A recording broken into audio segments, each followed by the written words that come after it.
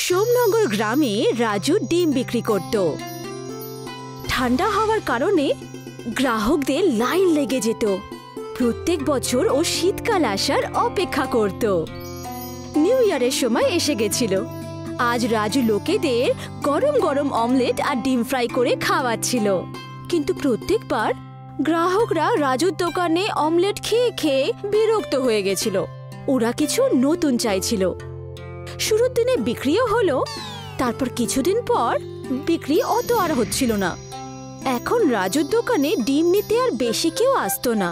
যারাই আসতো তারা ধারে বা ফ্রিতে নেওয়ার অছিলায় আসতো। একদিন রাজু আর তার বউ রেশমা ভাবলো, আজকে ভাবছি ডিমের দোকানটা বন্ধই রেখে দিই। আজকে আর তুমি ডিম সিদ্ধ করো না, কাল থেকে আমরা শুরু করব। যদি তুমি না যাও তাহলে আমাদের যে কজন গ্রাহক আছে তারা আমাদের হাত থেকে বেরিয়ে যাবে। আমি তো বলি তুমি আজ সাইকেল করে গিয়ে অন্য গ্রামে গিয়ে ডিম বেচো। গরম গরম ডিম সাইকেলে করে বেচলে হয়তো লোক কিনতে আসবে। তুমি ঠিকই বলেছো গিন্নি। তুমি কয়েকটা ডিম সিদ্ধ করে রেখে দাও, আমি সাইকেল নিয়ে গিয়ে বিক্রি করে আসব। রাজু সাইকেলে করে ডিম বেচার জন্য বাড়ি থেকে বেরিয়ে পড়ল। আর একটুখানি বিক্রি করে সে যাচ্ছিল, আর তখনই ওর খেয়াল হলো গ্রামে গ্রামে গিয়ে ও সাইকেলে করেই ডিম বেচবে। কিছুক্ষণ পর দুজন লোক ওর কাছে ডিম কিনতে আসলো। এই যে দাদা, শুনছো? আরে এই যে ডিমওয়ালা দাদা, শোনো শোনো। বলো ভাই, কি লাগবে? আমার কাছে সেদ্ধ ডিম আছে, অমলেট আছে, আর ডিমের কারিও রয়েছে। তোমাদের কি লাগবে? আমাদের কিচ্ছু লাগবে না, কিন্তু তুমি আর কখনো এই জায়গাতে আসবে না, বুঝতে পেরেছো? এখানে অনেক আগে থেকেই আমাদের একটা ডিমের দোকান রয়েছে, যেটা খুব ভালো মতো চালু আছে। তুমি এখানে এসে আমাদের ব্যবসা নষ্ট করে দিচ্ছ। দাদা, আমারও তো দোকান ভালো চলছে না, তাই ভাবলাম যে আমি যদি গ্রামে গ্রামে দোকানে দোকানে ঘুরে এগুলো বিক্রি করি। হ্যাঁ হ্যাঁ, ঠিক আছে, এবার তুমি এখান থেকে যাও, আর কখন এখানে আসবে না। রাজু ওখান থেকে নিরাশ হয়ে চলে গেল আর সব কথা রেশমাকে গিয়ে বলল। মনে হচ্ছে এবার আমাদের অন্য কোনো ব্যবসা করতে হবে, না হলে আমাদের সংসার চালানো খুব কঠিন হয়ে দাঁড়াবে। কিন্তু আমরা এসব ছাড়া আর করবোইটা বা কি? এত বছর ধরে তো ডিমের দোকানই চালাচ্ছি আমরা। তুমি যদি এইটাও ছেড়ে দাও তাহলে তো কিছু বাঁচবেই না। রাজু ওই দিন নিরাশ হয়ে ঘুমিয়ে পড়ল আর কোনো একটা আইডিয়া খোঁজার চেষ্টা করতে লাগলো। এই যে শুনছো, আরে কোথায় গেলে? হ্যাঁ আসছি, বলো কি হয়েছে? আচ্ছা, যদি আমরা আমাদের ডিমের দাম কম করে দিই তাহলে হয়তো লোকেরা আমাদের ডিম কিনবেই কিনবে। কিন্তু আমাদের ডিম তো প্রথম থেকেই সস্তা। দাম যদি আরো কমিয়ে দাও তাহলে তো কোনো মুনাফাই থাকবে না, আমাদের পুরো পরিশ্রম বরবাদ হয়ে যাবে। রাজু আর রেশমা বসে বসে নিজেদের ডিমের ব্যবসা কি করে বাড়ানো যায় সেসব নিয়ে চিন্তা ভাবনা শুরু করলো, কিন্তু কোনো ফল হচ্ছিল না। আমার কাছে একটা উপায় আছে। আমাদের মার্কেটে সোনার ডিম প্রচুর বিক্রি হয়। যখন আমি ছোট ছিলাম তখন ওখানে সোনার ডিমের কয়েন বানিয়ে বেচা হতো, আর ওটা ভীষণ সুস্বাদু আর ভীষণ সুন্দর দেখতে ছিল। তাই নাকি? তুমি ঠিক বলছো তো? যদি তাই হয় তাহলে আমরা আবার আমাদের দোকানে জমিয়ে বেচাকেনা করব। রেশমার কথা শুনে রাজু ওর বাপের বাড়ি যাওয়ার জন্য রেডি হয়ে গেল। রাজু ওর শ্বশুর বাড়িতে গিয়ে সোনার ডিম কি করে বানানো যায় সেটা শিখতে লাগলো। কিছুদিন নিজের শ্বশুর বাড়িতে থেকে রাজু গোল্ডেন কয়েন এগের রেসিপি শিখে নিল। এমন একটা ডিম যেটা রান্না হওয়ার পর সোনার কয়েনের মতো দেখতে লাগে। রাজু রেসিপিটা শিখল। নিজের গ্রাম সোমনগরে ফেরত এসে রাজু আবার দোকান শুরু করলো। এই যে শুনছো গিন্নি, আজকে দোকানে তুমিও এসো। আজকের দিনটা আমাদের জন্য বিশেষ। হ্যাঁ, আমি নিশ্চয়ই আসব। ভগবান আমাদের আশা নিশ্চয়ই পূরণ করবেন। রাজু আর রেশমা এই নতুন রেসিপি নিজের দোকানে শুরু করে দিল। আর যেরকমই ওরা ভেবেছিল সেরকমই হলো। প্রথম দিনের শুরুতেই ওদের প্রচুর বিক্রি হলো। আস্তে আস্তে পুরো শহর আর গ্রামে সোনার কয়েনের খবর ছড়িয়ে পড়ল। প্রথম মাসেই ওরা সারা বছরের মুনাফা করে নিয়েছিল। নিউ ইয়ারের সময় এসে গেছিল। দুজন ভীষণ খুশি ছিল, কিন্তু সঞ্জয় আর তার স্ত্রী নীতা এসব দেখে একদম খুশি ছিল না। সঞ্জয় রাজুর সাথে নিজের সিঙ্গারার দোকান লাগাতো। রাজুর ডিমের দোকানে ভিড় হওয়ার কারণে সঞ্জয় হিংসে করতে লাগলো। দেখছো গিন্নি, এই ব্যাটা রাজু তো দেখছি সবাইকে ওর ডিম খেতে বাধ্য করে দিয়েছে। আর নয় তো কি, আমাদের ব্যবসা তো শেষ হয়ে যাবে। এই রাজুর না একটা ব্যবস্থা করতেই হবে আমাকে। পরের দিন সঞ্জয় আর তার বউ একটা আইডিয়া বার করলো যে ওরা রাতে রাজুর দোকানটা গায়েব করে দেবে। আর রাত হতেই দুজন স্বামী স্ত্রী মিলে রাজুর হাত গাড়ি চুরি করে ধাক্কা মেরে খাদের মধ্যে ফেলে দিল। সকাল হতে রাজুর তো মাথায় হাত, ওখানে তো ওর দোকান ছিলই না। রাজু আর রেশমার তো কেঁদে কেঁদে খারাপ অবস্থা হয়ে গেল। ওরা দুজন একদমই ভেঙে পড়েছিল। দুজনেই হতাশ হয়ে বাড়ি ফিরে আসলো। রাজু বলতে লাগলো, আমাদের সাথে সব কি হচ্ছে? ঈশ্বর কেন এরকম করছেন? এখনো কিচ্ছু শেষ হয়ে যায়নি। আমরা এখনো আমাদের ব্যবসা আবার শুরু করতে পারি। যে কোনো জিনিস শুরু করলে এরকম নজর লেগে যায়। একদিকে রাজু আর রেশমার অবস্থা খারাপ, অন্যদিকে সঞ্জয় আর নিতা দুজন ভীষণ খুশি ছিল। ওদের সিঙ্গারার ব্যবসা খুব ভালো চলছিল। রাজু আর রেশমা পুরো ব্যাপারটা বুঝে গেল। ওরা বুঝতে পেরে গেছিল যে এই সব কিছু যা ঘটেছে এর পেছনে সঞ্জয় আর নিতার হাত রয়েছে। আমরা যদি আবার আমাদের দোকান বানাতে চাই তাহলে তো সময় আর টাকা দুটোই তো লাগবে, আর ততদিনে তো ঠান্ডাও চলে যাবে। আমরা যদি আমাদের বাড়িতেই এই ব্যবসা আবার শুরু করে দিই, এতে আমাদের গ্রাহক আমাদের কাছেই থাকবে। আর তারপর কিছু পয়সা জমা করে পরের সিজনে আমরা আবার হাত গাড়ি বার করতে পারবো। রাজু আর রেশমা নিজেদের বাড়িতেই নিজেদের ডিমের ব্যবসা শুরু করে দিল। বড় বড় পোস্টার লাগিয়ে ওদের ব্যবসা ভালোই চলতে লাগলো। তুমি একদম ঠিক কথাই বলেছিলে। দেখো, আমাদের দোকানে আবার ভালো রকম বেচাকেনা শুরু হয়েছে। রাজু আর রেশমার ঘরের দোকান দেখে সঞ্জয় আর নিতা ভীষণ বিরক্ত হলো, আর ওদের সিঙ্গারার দোকান বন্ধ হয়ে গেল। ধীরে ধীরে ওদের দোকানের গ্রাহকও রাজুর দোকানের ডিম খেতে শুরু করলো। রাজু আর রেশমার নিজেদের হাতগড়ির দোকান আবার শুরু করলো।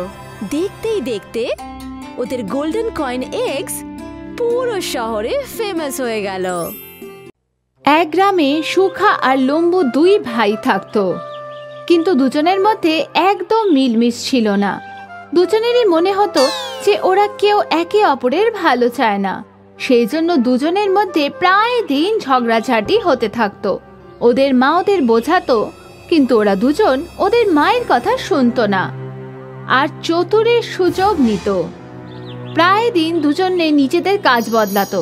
আর একদিন সুখা বিরিয়ানির দোকান দিল, যেখানে লম্বু পেয়ারা বিক্রি করছিল। দেখ লম্বু, তুই পেয়ারা নিয়ে আমার সাথে ঝগড়া করছিলিস তো, সেই জন্য আমি চিকেন বিরিয়ানির দোকান দিয়েছি। তুই এখানে কোনো ঝগড়া করিস না, ভালো হবে না বলছি। দেখ ভাই, যদি তুই ভালোভাবে বলতিস তাহলে আমি এইবার তোর কথা শুনে নিতাম, কিন্তু তুই আমাকে রীতিমতো ধমকালি, তাই আমিও কাল থেকে চিকেন বিরিয়ানি বিক্রি করব। কিন্তু এইবার আমি তোর কাজ বন্ধ করেই ছাড়বো। ঠিক আছে, দেখি তাহলে কে জেতে। দুজনে ঝগড়া করছিল, তখন ওখানে চতুর চলে এলো। আরে কি হলো ভাই, সকাল সকাল কেন ঝগড়া করছো? আর সুখা, তুই আজ বিরিয়ানি নিয়ে এসেছিস, তাও আবার চিকেন। আরে বাহ, এক প্লেট দিয়ে দেখি, খেয়ে দেখি কেমন হয়েছে। তো আরে চতুর দাদা, এই দোকানে আপনারা যত খাবে খাও। চতুর বিনা পয়সায় অনেক বিরিয়ানি খেলো আর সুখার বিরিয়ানির প্রশংসা করতে থাকলো। সেটা লম্বুর পছন্দ হলো না। সুখা, তুই তো দারুণ বিরিয়ানি বানিয়েছিস, খেয়ে শান্তি পেলাম, খরিদ্দারেরও খুব ভালো লাগবে। আরে দাদা, তুমি কাল আমার হাতের বানানো বিরিয়ানি খেয়েও আঙুল চাটতেই থাকবে। ঠিক আছে, কালকেরটাও কালকে দেখা যাবে। এখন তুমি পেয়ারা খাও, তোমার পেয়ারাও দারুণ খেতে। একটু প্রশংসা পেয়ে লম্বু খুশি হয়ে গেল।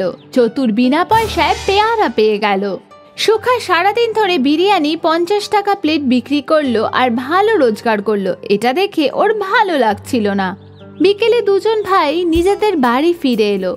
পরের দিন লম্বু সুখার আগেই ওর গাড়ি নিয়ে পৌঁছে গেল।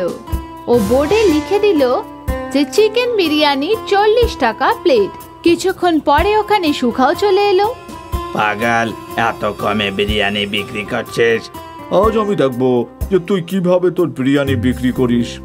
দুই ভাইয়ের দামের মধ্যে পার্থক্য দেখে লোকজন লম্বুর কাছেই যাচ্ছিল আর সস্তা হওয়ার কারণে পেট ভরে বিরিয়ানিও খাচ্ছিল।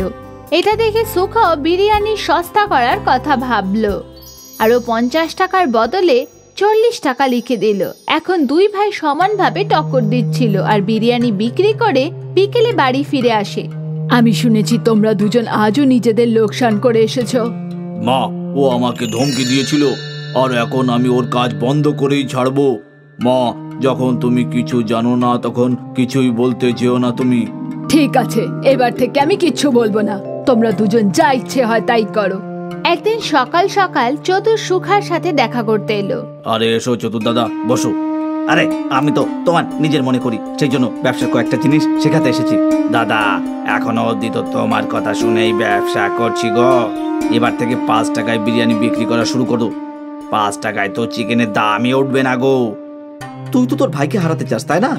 তাই তোকে নিজের পকেট থেকে টাকাই দিতে হবে। কিন্তু আমার কাছে তো টাকাই নেই। তো দাদা কবে কাজে আসবে? যত টাকা লাগবে আমি দেবো। রোজগার পাতি হয়ে গেলে আবার আমাকে দিয়ে দিস। চতুর সুখাকে ধার দিল চিকেন বিরিয়ানি আর সুখা 5 টাকায় চিকেন বিরিয়ানির বোর্ড লাগিয়ে দিল।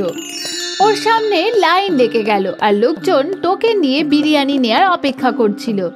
লম্বু এসব দেখে কষ্ট পাচ্ছিল। তখনই ওখানে চতুর এলো। কি হলো লম্বু, তুই এত কষ্ট পাচ্ছিস কেন? সামনেই তো দেখতে পাচ্ছ, আর তুমি আমাকে কষ্ট পাওয়ার কারণ জিজ্ঞেস করছো। তাহলে তুইও 5 টাকায় বিক্রি করে শুরু করে দে। আমার কাছে অত টাকা নেই। জানি না সুখার কাছে এত টাকা কোথা থেকে এলো। তুই চিন্তা করিস না, আমি তোকে এক্ষুনি ধার দিচ্ছি। তুইও এখন 5 টাকায় চিকেন বিরিয়ানি বিক্রি কর। চতুর লম্বুকেও ধার দিয়ে দিল আর দুই ভাই 5 টাকায় চিকেন বিরিয়ানি বিক্রি করতে থাকলো। আসুন আসুন 5 টাকায় চিকেন বিরিয়ানি খান। আসুন আসুন 5 টাকায় চিকেন বিরিয়ানি খান। 1 প্লেটে 4টে চিকেন পাবেন। সুস্বাদু খান, 1 প্লেটে 5টা চিকেন পাবেন আর মাত্র 5 টাকায়। দুই ভাইয়ের শত্রুতার সুযোগ লোকেরা খুব ভালোভাবে নিল আর 5 টাকায় পেট ভরে বিরিয়ানি খেলো। আজ দুপুরের মধ্যেই দুই ভাই সব বিরিয়ানি শেষ করে বাড়ি ফিরে এলো।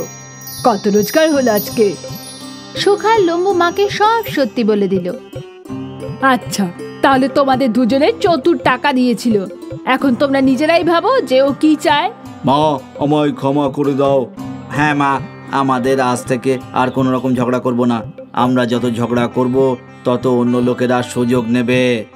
হ্যাঁ মা, আমরা এটা আজ বুঝতে পেরেছি।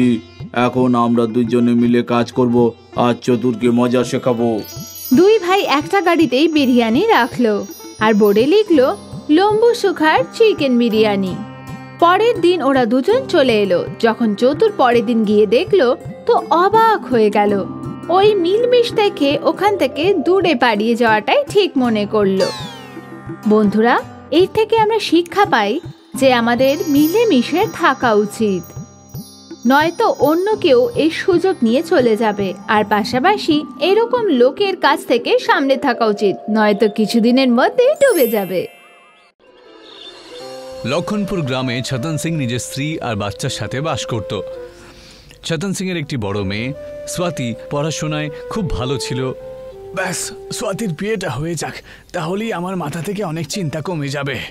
তুমি এর ব্যাপারে কেন চিন্তা করছো গো? স্বাতি খুব গুণী মেয়ে। ওর বিয়ে নিশ্চয়ই একটা ভালো বাড়িতে হবে। তুমি নিশ্চিন্ত হয়ে নিজের কাজে যাও। আমি খাবার স্বাতির হাতে পাঠিয়ে দেব।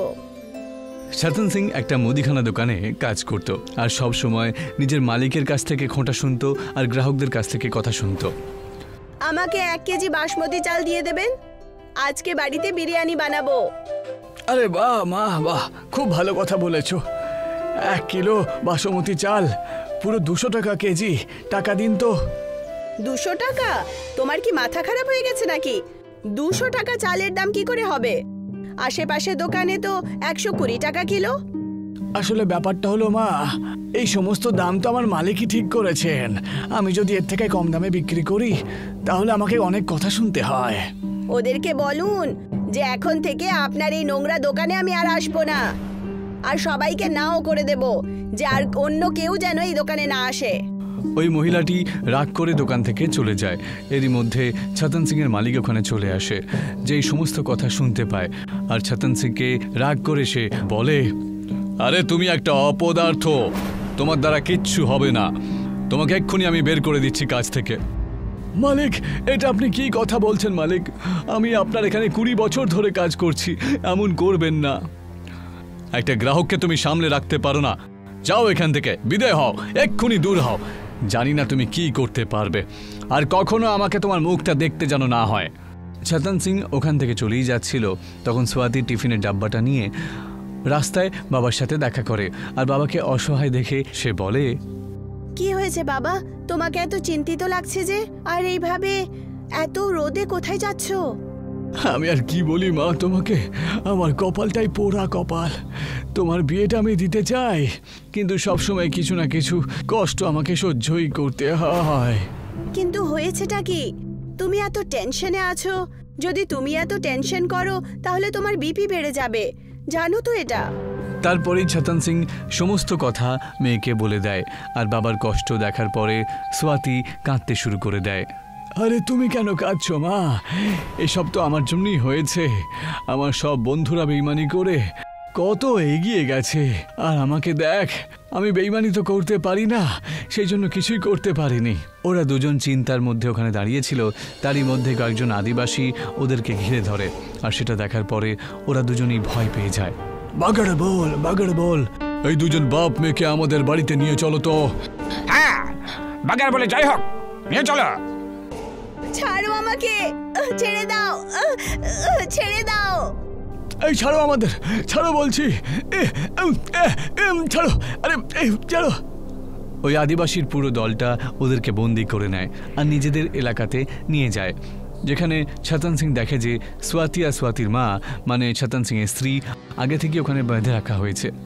ভগবান, তুমি এখানে কি করছো? আরে এগুলো কারা? আমাদের থেকে কি চায়?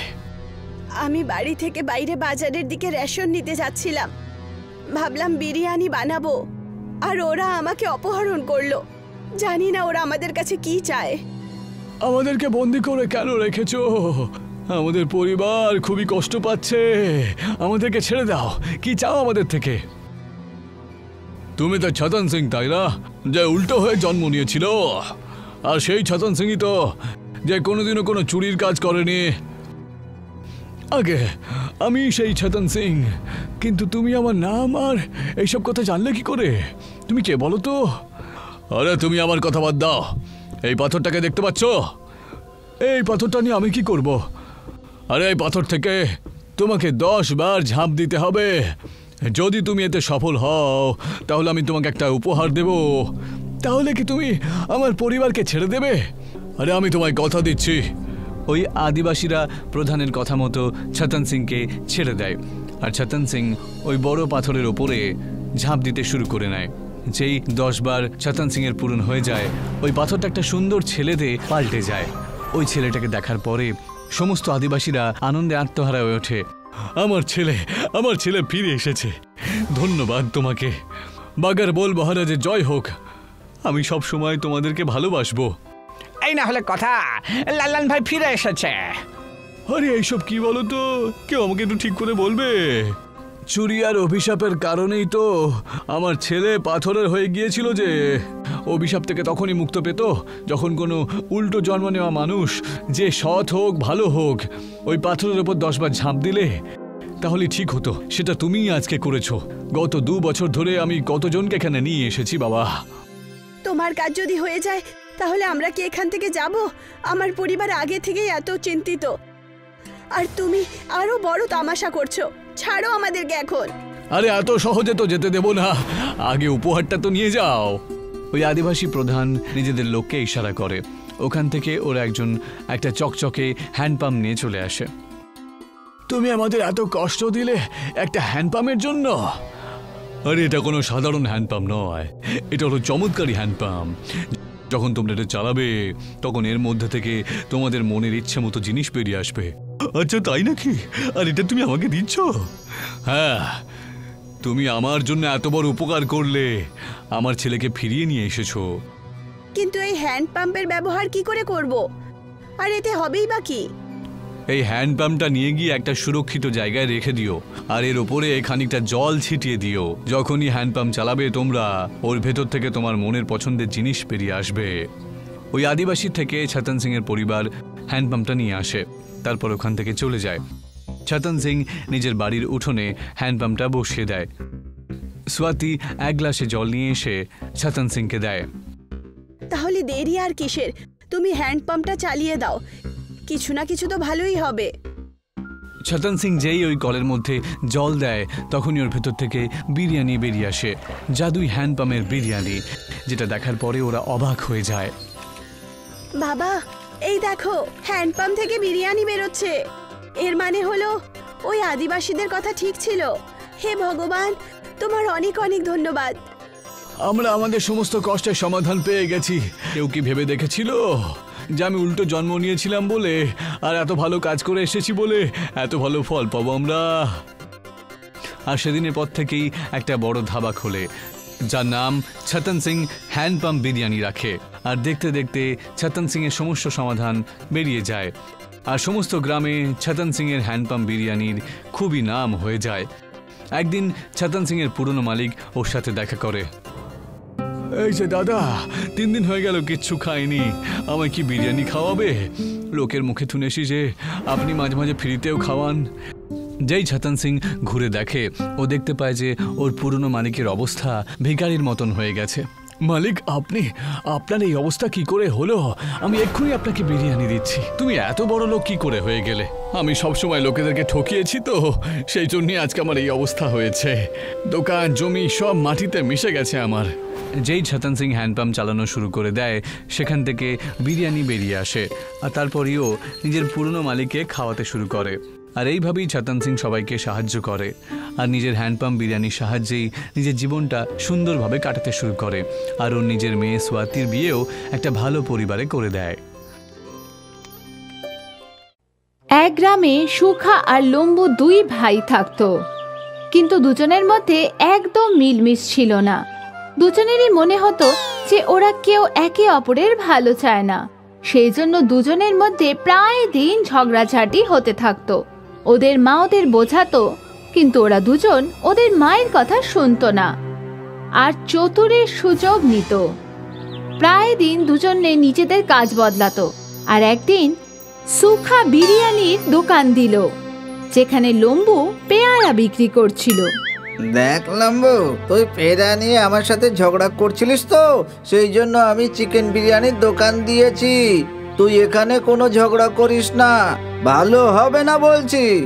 দেখ ভাই, যদি তুই ভালোভাবে বলতিস তাহলে আমি এইবার তোর কথা শুনে নিতাম, কিন্তু তুই আমাকে রীতিমতো ধমকালি, তাই আমিও কাল থেকে চিকেন বিরিয়ানি বিক্রি করব। কিন্তু এইবার আমি তোর কাজ বন্ধ করেই ছাড়বো। ঠিক আছে, দেখি তাহলে কে জেতে। দুজনে ঝগড়া করছিল, তখন ওখানে চতুর চলে এলো। আরে কি হলো ভাই, সকাল সকাল কেন ঝগড়া করছো? আর সুখা, তুই আজ বিরিয়ানি নিয়ে এসেছিস, তাও আবার চিকেন। আরে বাহ, 1 প্লেট দিয়ে দেখি, খেয়ে দেখি কেমন হয়েছে তো। আরে চতুর দাদা, এই দোকানে আপনারা যত খাবে খাও। চতুর বিনা পয়সায় অনেক বিরিয়ানি খেলো আর সুখার বিরিয়ানির প্রশংসা করতে থাকলো। সেটা লম্বুর পছন্দ হলো না। সুখা, তুই তো দারুণ বিরিয়ানি বানিয়েছিস, খেয়ে শান্তি পেলাম, খরিদ্দারেরও খুব ভালো লাগবে। আরে দাদা, তুমি কাল আমার হাতের বানানো বিরিয়ানি খেয়েও আঙুল চাটতেই থাকবে। ঠিক আছে, কালকে দেখা যাবে। এখন তুমি পেয়ারা খাও, তোমার পেয়ারাও দারুণ খেতে। একটু প্রশংসা পেয়ে লম্বু খুশি হয়ে গেল। চতুর বিনা পয়সায় পেয়ারা পেয়ে গেল। সুখা সারাদিন ধরে বিরিয়ানি 50 টাকা প্লেট বিক্রি করলো আর ভালো রোজগার করলো। এটা দেখে ওর ভালো লাগছিল না। বিকেলে দুজন ভাই নিজেদের বাড়ি ফিরে এলো। পরের দিন লম্বু সুখার আগে ওর গাড়ি নিয়ে পৌঁছে গেল। ও বোর্ডে লিখে দিল যে চিকেন বিরিয়ানি 40 টাকা প্লেট। কিছুক্ষণ পরে ওখানে সুখাও চলে এলো। পাগল, এত কমে বিরিয়ানি বিক্রি করছিস? আজ আমি দেখবো যে তুই কিভাবে তোর বিরিয়ানি বিক্রি করিস। 2 ভাইয়ের দামের মধ্যে পার্থক্য দেখে লোকজন লম্বুর কাছেই যাচ্ছিল, আর সস্তা হওয়ার কারণে পেট ভরে বিরিয়ানিও খাচ্ছিল। এটা দেখে সুখাও বিরিয়ানি সস্তা করার কথা ভাবলো, আর ও 50 টাকার বদলে 40 টাকা লিখে দিল। এখন দুই ভাই সমানভাবে টক্কর দিচ্ছিল আর বিরিয়ানি বিক্রি করে বিকেলে বাড়ি ফিরে আসে। আমি শুনেছি তোমরা দুজন আজও নিজেদের লোকসান করে এসেছো। মা, ও আমাকে ধমকি দিয়েছিল আর এখন আমি ওর কাজ বন্ধ করেই ছাড়বো। মা, যখন তুমি কিছু জানো না তখন কিছুই বলতে যেও না তুমি। ঠিক আছে, এবার থেকে আমি কিচ্ছু বলবো না। তোমরা দুজন যা ইচ্ছে হয় তাই করো। একদিন সকাল সকাল চতুর সুখার সাথে দেখা করতে এলো। আরে এসো চতুর দাদা, বসো। আরে আমি তো তোমার নিজের মনে করি, সেই জন্য ব্যবসার কয়েকটা জিনিস শেখাতে এসেছি। দাদা, এখনো অবধি তো তোমার কথা শুনেই ব্যবসা করছি গো। এবার থেকে 5 টাকায় বিরিয়ানি বিক্রি করা শুরু করো। 5 টাকায় তো চিকেনের দামই উঠবে না গো। তুই তো তোর ভাইকে হারাতে চাস, তাই না? তাই তোকে নিজের পকেট থেকে টাকাই দিতে হবে। কিন্তু আমার কাছে তো টাকাই নেই।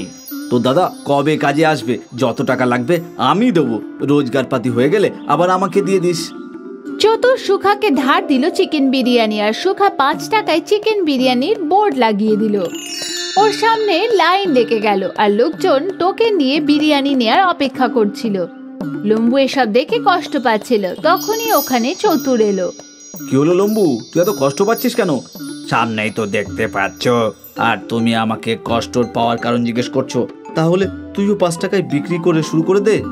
আমার কাছে অত টাকা নেই। জানি না সুখার কাছে এত টাকা কোথা থেকে এলো। তুই চিন্তা করিস না, আমি তোকে এক্ষুনি ধার দিচ্ছি। তুইও এখন 5 টাকায় চিকেন বিরিয়ানি বিক্রি কর। চতুর লম্বুকেও ধার দিয়ে দিল আর দুই ভাই 5 টাকায় চিকেন বিরিয়ানি বিক্রি করতে থাকলো। আসুন আসুন, 5 টাকায় চিকেন বিরিয়ানি খান। আসুন আসুন, 5 টাকায় চিকেন বিরিয়ানি খান। 1 প্লেটে 4টে চিকেন পাবেন। সুস্বাদু খান, 1 প্লেটে 5টা চিকেন পাবেন আর মাত্র 5 টাকায়। দুই ভাইয়ের শত্রুতার সুযোগ লোকেরা খুব ভালোভাবে নিল আর 5 টাকায় পেট ভরে বিরিয়ানি খেলো। আজ দুপুরের মধ্যেই দুই ভাই সব বিরিয়ানি শেষ করে বাড়ি ফিরে এলো। কত রোজগার হলো আজকে? সুখার লম্বু মাকে সব সত্যি বলে দিল। আচ্ছা, তাহলে তোমাদের দুজনের চতুর টাকা দিয়েছিল। এখন তোমরা নিজেরাই ভাবো যে ও কি চায়। মা, আমায় ক্ষমা করে দাও। হ্যাঁ মা, আমাদের আজ থেকে আর কোনো রকম ঝগড়া করব না। আমরা যত ঝগড়া করব তত অন্য লোকেরা সুযোগ নেবে। হ্যাঁ মা, আমরা এটা আজ বুঝতে পেরেছি। এখন আমরা দুজনে মিলে কাজ করব আর চতুরকে মজা শেখাবো। দুই ভাই একটা গাড়িতেই বিরিয়ানি রাখলো আর বোর্ডে লিখলো লম্বু সুখার চিকেন বিরিয়ানি। পরের দিন ওরা দুজন চলে এলো। যখন চতুর পরের দিন গিয়ে দেখলো তো অবাক হয়ে গেল। ওই মিলমিশ দেখে ওখান থেকে দূরে পালিয়ে যাওয়াটাই ঠিক মনে করলো। বন্ধুরা, এর থেকে আমরা শিক্ষা পাই যে আমাদের মিলেমিশে থাকা উচিত, নয়তো অন্য কেউ এই সুযোগ নিয়ে চলে যাবে। আর পাশাপাশি এরকম লোকের কাছ থেকে সামনে থাকা উচিত, নয়তো কিছুদিনের মধ্যেই ডুবে যাবে।